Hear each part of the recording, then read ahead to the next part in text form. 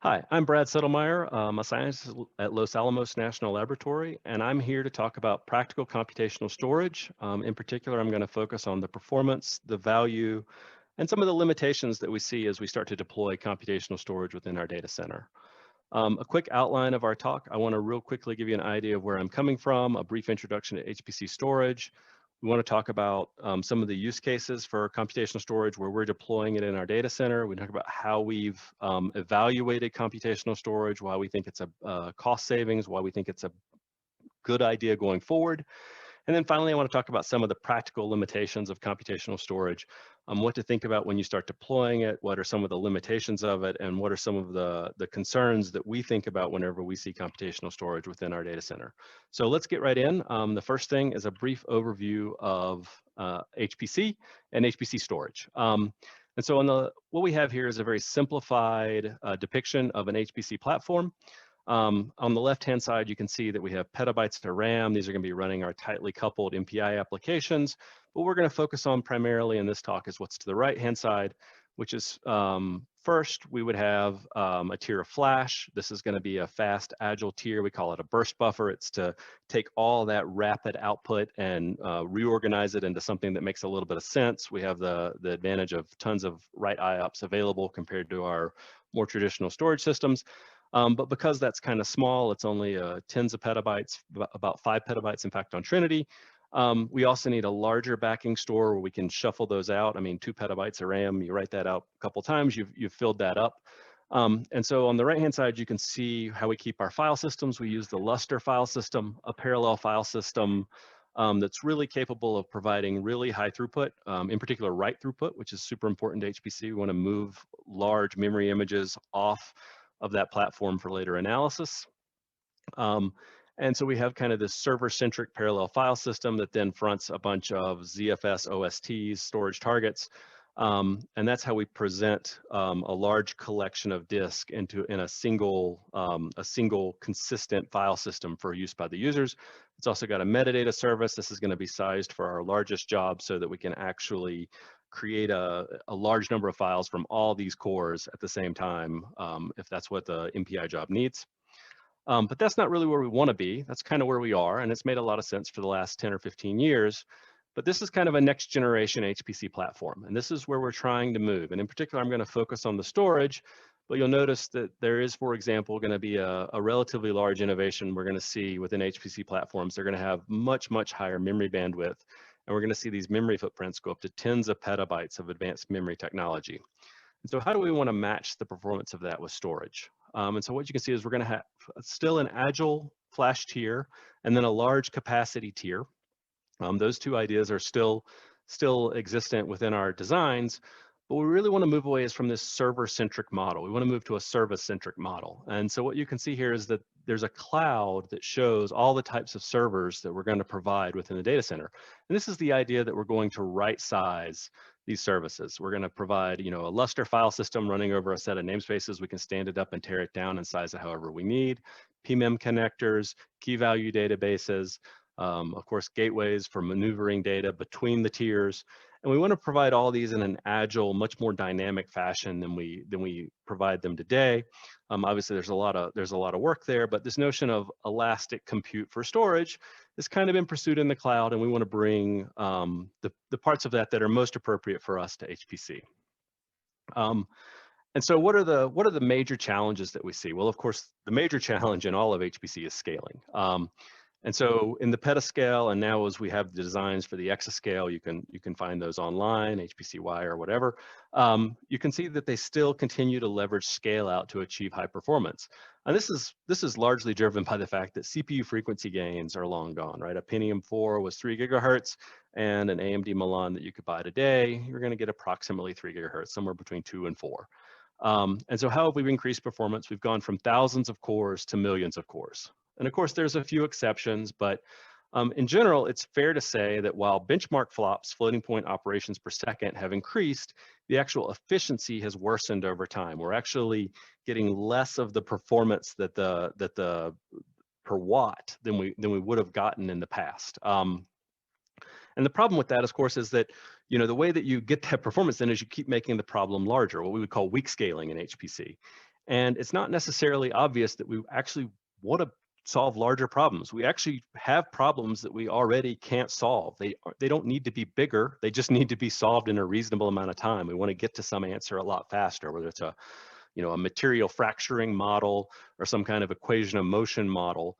And this problem is similarly exists as we start to step up that efficiency with high bandwidth memory and those types of technologies. How do we make a storage system faster without making it bigger? We have the exact same problem. We have these fast NVMe devices, and how do we get that performance available to the application so that they can use it? And while that seems easy, as we'll talk about, it turns out to be surprisingly difficult. And so when you look at weak scaling for storage systems and you start to think about, okay, well, how can I just formulate a quick problem to real easily work through this? One of the easiest examples is just to say, what if I want to store a 100 gigabyte file as quickly as possible? Now, I don't want to, add more device, I don't want to change the size as I change the number of devices. I don't want to go up to a 1 terabyte or a 10 terabyte file. I just want to store this same exact file. I just want to do it as quickly as possible. And it's the same thing for index construction or compaction or anything else. How do you get these operations done as quickly as possible? And interestingly, if you tried to do it on disks, of course, you'd become latency bound as you kept adding disks. But you think to yourself, well, I'm going to get this one-time huge lift up whenever I add NVMe SSDs. But what you actually find is that you're going to run into a similar bottleneck. You're going to be bound on memory bandwidth, and we're going to talk more about that in a second. And so what we're looking at here is how do we do strong scaling in HPC via these one-time step functions? It's kind of depressing that we're going to use these one-time step functions, but without the constant improvement in frequency in our processors, it's hard to figure out how else we're going to do this. We're not going to discover a new media every single time. I mean, there's the performance of flash is increasing at staggering rates, quite honestly. But it's not always going to be true that we're going to be able to increase just the pure performance of each flash die. And so we're doing a variety of things in HPC. Of course, we're moving from synchronous runtimes to asynchronous runtimes that can do more latency hiding and achieve more bandwidth from the memory. Again, with memory, this is important all throughout the stack, even within storage. We're moving from DDR to on-package memory. This is much, much higher bandwidths. But there's kind of another new opportunity out here, and this is what was so exciting for us as people looking for these strong scaling step functions, and it's computational storage. And so you might say to yourself, well, okay, what is computational storage? Why is this interesting to you guys? And you can see here in our depiction, so on the left-hand side, you can see an example of a computational storage device. And you look at this and you go, well, okay, so you've moved the processor, from the CPU, you put some portion of the processor down near the storage device. And we call this a computational storage device or a CSD. What is the gain? And it's pretty easy to imagine, that if the bandwidth between the compute and the actual storage on the CSD is higher, sure, there's some amount of gain that can be made.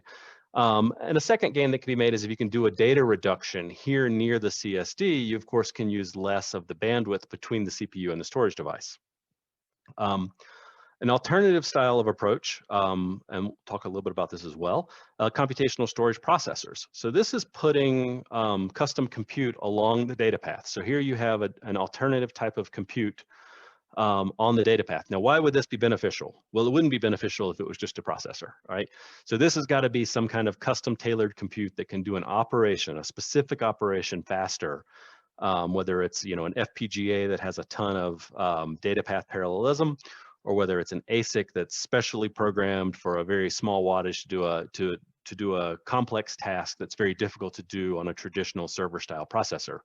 You got to remember within our storage stacks, we're buying an awful lot of floating point performance in these CPUs that we can't really actually use. We're not doing a whole lot of intensive matrix multiplies by and large. I mean, maybe you're doing some signal analysis inside of your storage system, but by and large, you're leaving a lot of those capabilities on the ground because these processors have been built for a very broad, diverse array of things. And so some specialized compute can really bring some benefits, and we'll talk more about that. And then the final design, it's a little bit more controversial, is the computational storage array. And this is the idea that you have some amount of compute in your storage, but it fronts more than one storage device. And you could imagine, a RAID controller is kind of a simple example of a computational storage array. So what are the benefits of computational storage? Computational storage is not in and of itself a step function towards strong scaling. That's an important point. And so the actual step functions are things like high quality line rate compression, a compression that gets me 10 times more compression than LZ4, but can also run at line rate because I'm running it on a processor that's specially tuned for it. Alternatively, a high quality, low overhead index creation. Maybe you have some kind of scatter gather index creation that's very complicated to accomplish as your data is streaming through a Xeon processor, but is maybe not so complicated to accomplish if it's streaming through something else.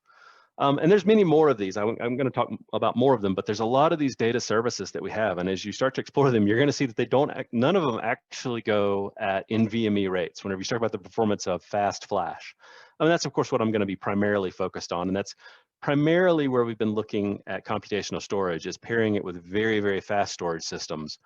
But I don't actually want to rule it out for data unrest too. I think there's a lot of value it can provide in data unrest as you start to become much more holistic about your workflow. And so if I were to try to, boil this down to just boilerplate, a quick description, I might say, CSDs deliver data whenever the device can understand the data that's on it. And so you could imagine a key value device where it can figure out this is the length of the data. That's the kind of spot where a CSD is going to be able to deliver a great deal of value. CSPs can deliver benefit whenever there's a processing capability you need along the data path. And so compression is kind of one of the major examples we see for this. A CSP where you're compressing the data as it passes through it can provide a great deal of value if that compression can really shrink the amount of data that you're going to store. And CSAs deliver benefit for complex computational storage services. It's whenever you need to have, you still need that many-to-many access between the storage processor and the storage device. So whenever you need that kind of relationship, that's whenever you're gonna look for your service to be loaded onto a CSA. But those are all very abstract ideas. Let's talk about something specific. So here is our performance using 10 NVMe drives, reasonably fast NVMe drives, on 3 classes of servers. We're just doing a very simple 1 megabyte write. This is kind of our workload du jour in HPC. We like to output data. We like to dump it out in nice, big, smooth writes. And this is doing so to just a simple ZFS server with 10 NVMe drives. And so what you can do is we take those 10 NVMe drives and we measure them on the dashed line, just using the raw device, no file system, no nothing on top of it. And of course, there are Q depth effects. I'm just showing kind of the max performance that you can achieve through the NVMe subsystem. And so you can see that that's actually basically the same across all 3 of these architectures, which is interesting because the NVMe stack is a little bit processing heavy, but these are nice big 1 megabyte requests. And so you are largely governed by the media, and we are typically able to peek out a great deal of the media.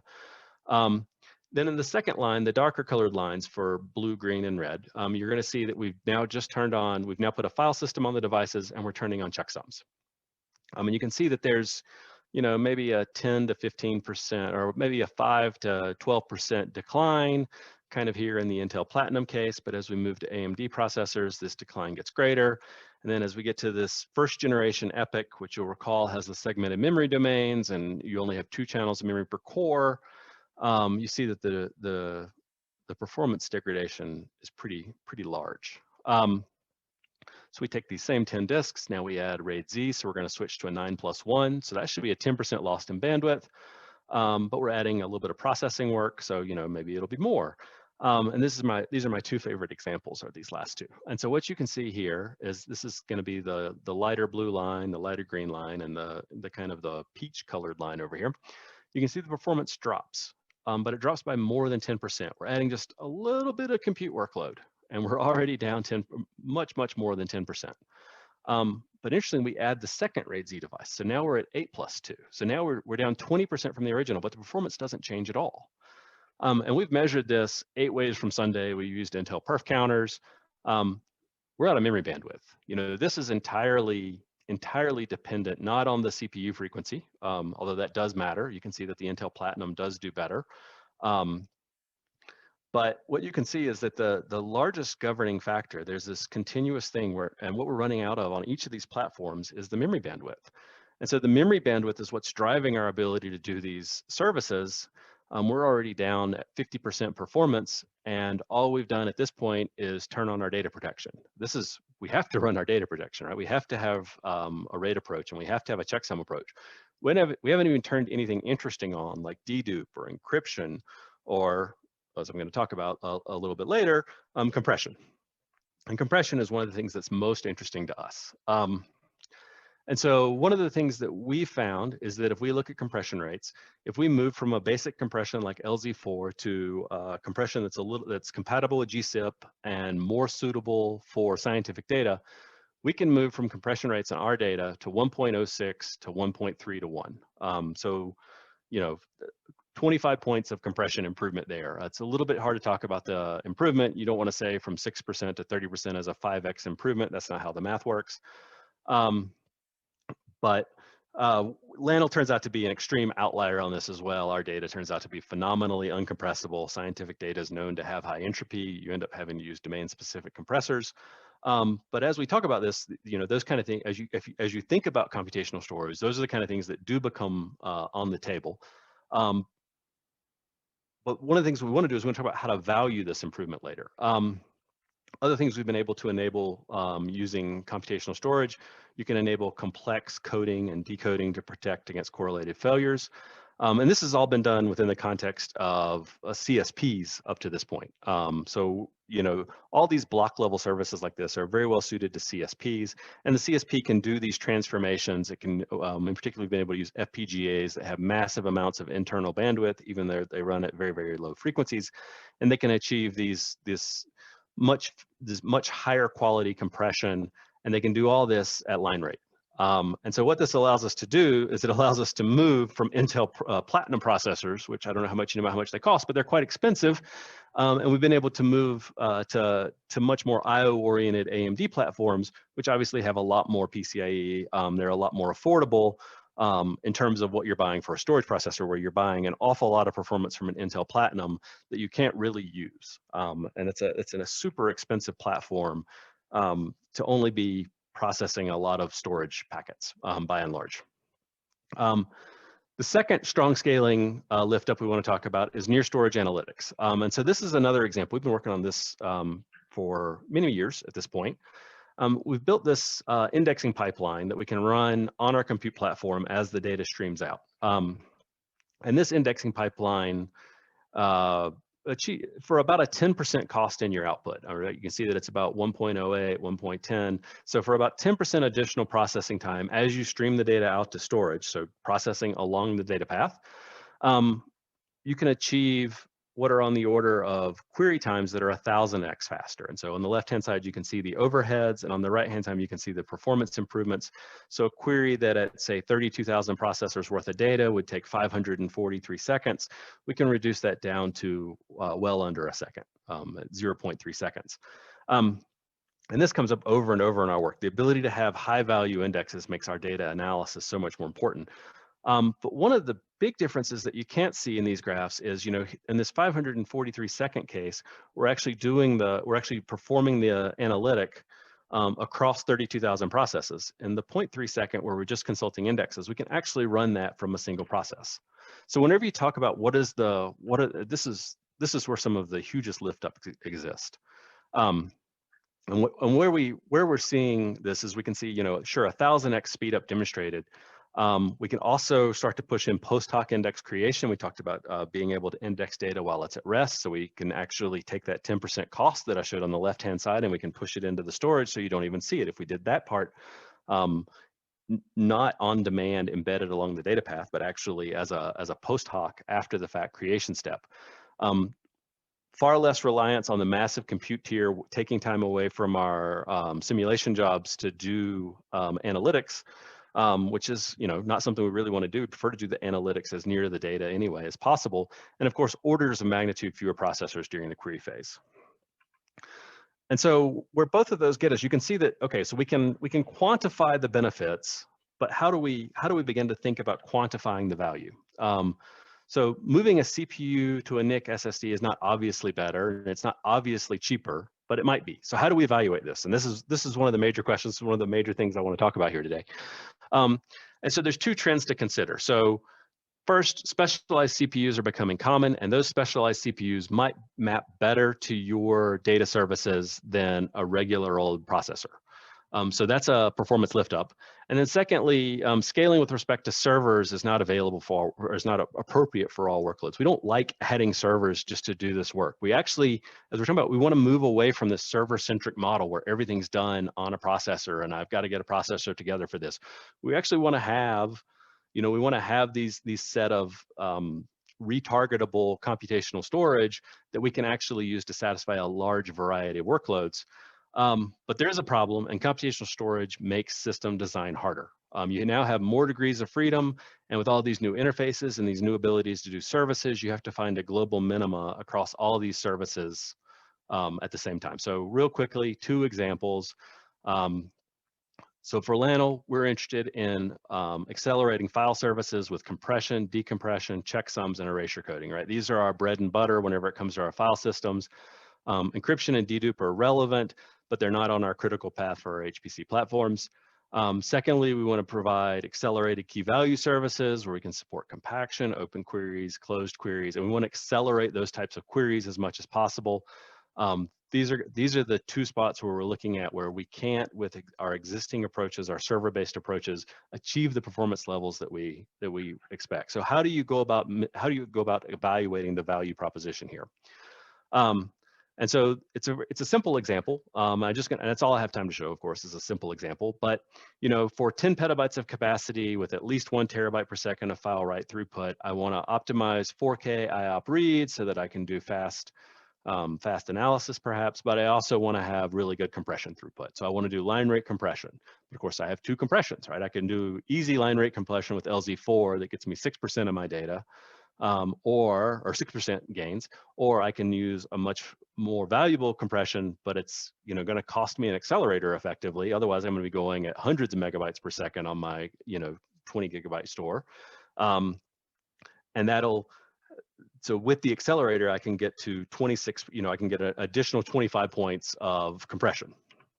So how do you begin to evaluate that? So what we've been looking at here is we can collect all this data and then we can format it into these radar diagrams or Kiviat diagrams. This diagram actually shows an interesting artifact of one of our examples. So while compression was fast, decompression was actually slow. And so when we say server with full offload, this is showing, now look here, you see the compression performance actually pulled back. Or I'm sorry, the decompression performance, the read per dollar was actually slower because decompressing the data became a bottleneck that our accelerator, while it could accelerate compressed data, didn't do as effective a job at accelerating decompressed data. And this is not shocking. We had taken all the resources on the FPGA and given them to compression. So of course we had crippled it. So what we actually looked at was how do we now do a server with partial overload or with partial offload? So we're actually going to do decompression on the processor. We'll buy a processor that turns out to have a little bit more capability so that it can do the decompression that we need. We can now get our compression through the actual accelerator, and that's actually the high value task. And so you can build these Kiviat diagrams that kind of describe it and show you how to think about these trade-offs and evaluate all the different possibilities that exist. I mean, you always have the option of putting a service on or off the processor and moving it around however you need. The final thing to talk about are other practical considerations. So how are we going to get from what's on the left-hand side of the graph here to the right-hand side of the graph here? So I've already told you that computational storage is a big part of our plan. We're taking a very diverse Big Ten approach. We have plans for CSPs, CSDs, CSAs. We like them all. We think they all have their place, and it just depends exactly which service up here you're working on as to where they go. But there are a lot of challenges. Whenever I draw this diagram, you can see that compute can now directly access storage, and that's a big part of our plan. Unfortunately, there's not really a standardized way to be able to accomplish this. There are individual approaches, maybe there's key per IO, and maybe you could think about that. But it's really hard to figure out how user space access can be accomplished with privacy enforcement. And privacy enforcement is a big deal. I mean, we work with classified data at LANL, and people can't see data that they don't have a need to know. There's a lot of other problems within this. As we start to scale up the number of users, we need scalable connection management. The NVMe protocol is a connected protocol. RDMA queue pairs can start to consume a lot of RAM. How do you have a lot of those queue pairs active, or how do you avoid having a lot of those queue pairs active? How do you have scalable endpoints? Another problem is that storage systems are designed to be fault tolerant. And how do you handle CSD and CSP failures? I mean, if the compute portion of the CSP fails or the CSD fails, can you still retrieve your data? We've had this conversation with multiple vendors where we've had to stress to them, look, under no circumstances can your answer be that our data is unavailable until we can get your device replaced. So we need some other way. We always need software fallback so that we can actually recover that data from the device. More generally, new interfaces need to provide better, faster services. So we're not doing this, just for the novelty of doing it. I guess cheaper is another thing they need to provide. New interfaces, they hold a lot of promise for semantic interpretation of data. I think that's going to be a big deal for enabling CSDs, the ability to interpret the data near the device. But it's important to recognize that researchers have spent years working on the trade-offs. And if you try and compare any key value work that you do to whiskey as a person who occasionally tries to do this, it is very, very hard to keep up with the current state of the art on conventional SSDs. It is shockingly fast. And then designing new storage interfaces is challenging. And so whenever we see these new interfaces coming out, zone namespaces and key value, SNIA's key value device namespace or key value devices, we really want to see those interfaces grounded in real requirements and real deployment scenarios. And we want people who provide them to articulate the advantages. And this is true for computational storage, new interfaces, the whole schlemiel. It needs to deliver real value to us. So finally, just to wrap up here real quick. So computational storage offers several performance benefits in several practical scenarios. In particular, we can talk about where data transformations are limited by memory bandwidth, where large degrees of data reduction are possible, like whenever we're doing our index consultation, where we don't have to trawl through large amounts of data without an index. And these aren't hypothetical benefits. We've actually measured these. I showed these. I unfortunately didn't have enough time to talk about them in the level of detail that I might have liked to. But computational storage can really deliver value to LANL in these use cases. It is, as far as we can tell, the most cost-effective way for us to purchase the memory bandwidth to achieve the type of performance that we want. And it gets us out of this regime of everything being server-mediated. Value is, of course, governed by interest and price. So you need to understand which metrics you care about. We talked about you've got to really break it down into the exact things that you're most interested in. And the final thing I want to address, I guess, is I see a lot of computational storage skepticism. Oh, active storage has been around since 2000. And I try to talk about some of the practical deployment problems, and those have hamstrung active storage, and they have hamstrung these approaches of compute near storage. But I think these new efforts where we're seeing no vendor lock-in, a standardized approach, a focus on persistent value and improving efficiency and getting to that strong scaling that we've been talking about, I really do believe that computational storage time has come, and it's time for everybody to begin evaluating and putting this into their set of architectural techniques for their new storage systems. Thank you.